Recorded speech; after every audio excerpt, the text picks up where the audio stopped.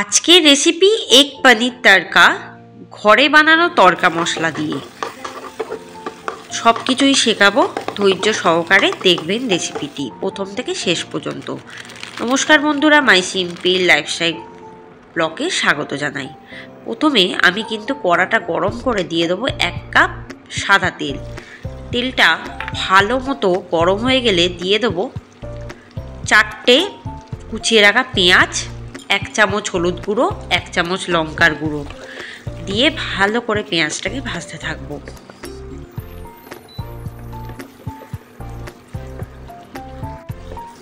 পেঁয়াজটা ভালো মতো ভাজা হয়ে গেলে এরপর দিয়ে দেবো 4টে কুচিয়ে রাখা টমেটো। এটাও কিন্তু ভালো করে ভাজতে থাকবো যাতে টমেটোটা তাড়াতাড়ি ভাজা হয়ে যায়, তাই 1 চামচ নুনও আমি দিয়ে দিলাম। এবার দিয়ে দেবো আমি 1/2 কাপ আদা কুচি, 1/2 কাপ রসুন কুচি। আমি ওই 15 কোয়া মতো রসুন কুচিয়েছি আর পরিমাণ মতো আদা কুচিয়েছি।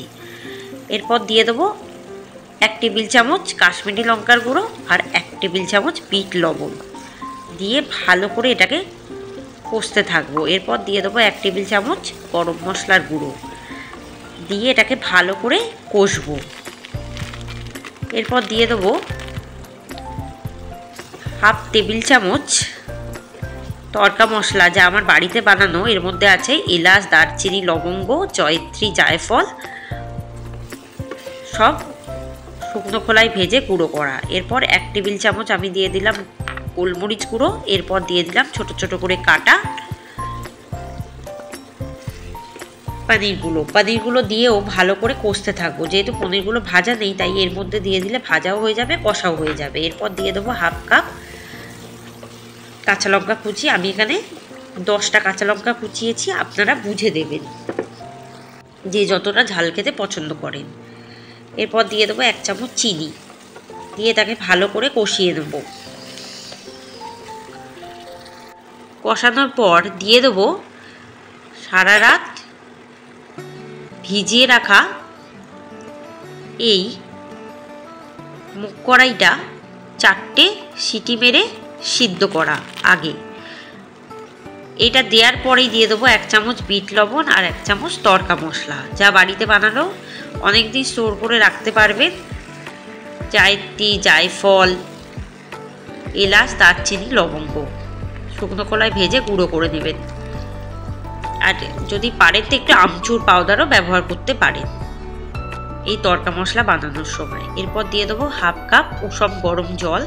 কোনো মতেই আমি কিন্তু এখানে ঠান্ডা জল ব্যবহার করব না। প্রায় 1 কাপ দিলাম। এটা যেহেতু একটু মাখা মাখা হবে দোকানের মতো, তাই জলটা একটু 1 কাপ মতো দিতে হবে।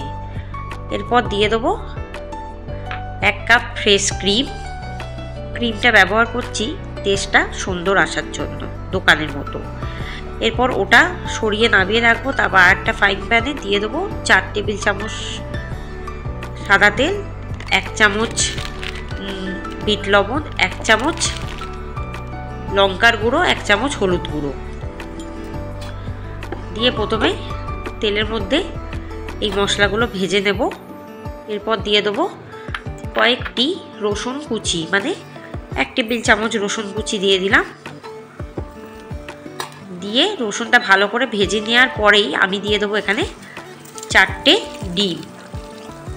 4টে ডিমের আমি কিন্তু ভুজিয়া বানাবো। এরপর দিয়ে দেবো 2 টেবিল চামচ চিলি ফ্লেক্স দিয়ে ভালো করে এটাকে কুচি কুচি করে একদম ছোট ছোট আকারে এটাকে ভাজবো। আঁচটাকে এই সময় মিডিয়ামেই রাখবো।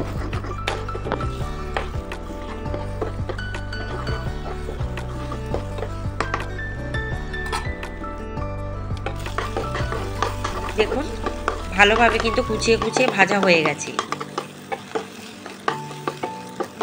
খুব ভালোভাবে এটাকে কোচাতে হবে যতক্ষণ না এটা ড্রাই হচ্ছে। মাখা মাখা ব্যাপারটা যতক্ষণ না চলে যাচ্ছে ততক্ষণ কিন্তু ডিমটা ভাজতে হবে, তত টেস্ট বাড়বে। দেখুন ডিমটা ভাজা হয়ে গেছে। এবার আমি কড়াটা বসিয়ে দিয়েছি আবারও। এরপর কোচানো বা ভাজা ডিমটা দিয়ে দেবো। দিয়ে ভালো করে মিশিয়ে দেবো। এটাকে কিন্তু 15 থেকে 20 মিনিট হালকা আঁচে রান্না করব।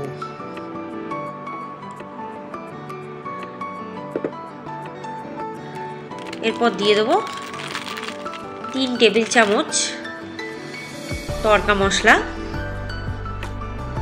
এটা কিন্তু এয়ারটাইট করতে অনেকদিন স্টোর করে রাখতে পারবেন। আমি কিন্তু এই তড়কা মশলায় আমচুর পাউডারও দিয়েছি। এবার একটু ভালো করে হাতার সাহায্যে একটু স্ম্যাশ করে দেবো।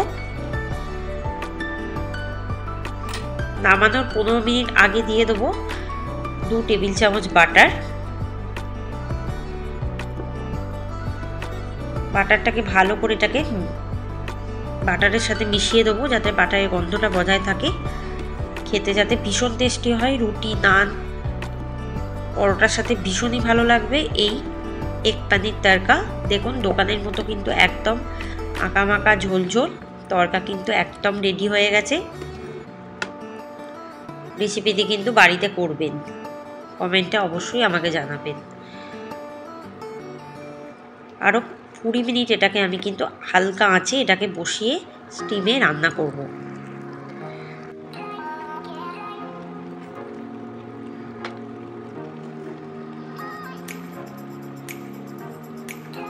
প্রায় রেডি হয়ে গেছে। এবার আরেকটু নাড়াচাড়া করে নামিয়ে দিলেই কিন্তু একদম রেডি।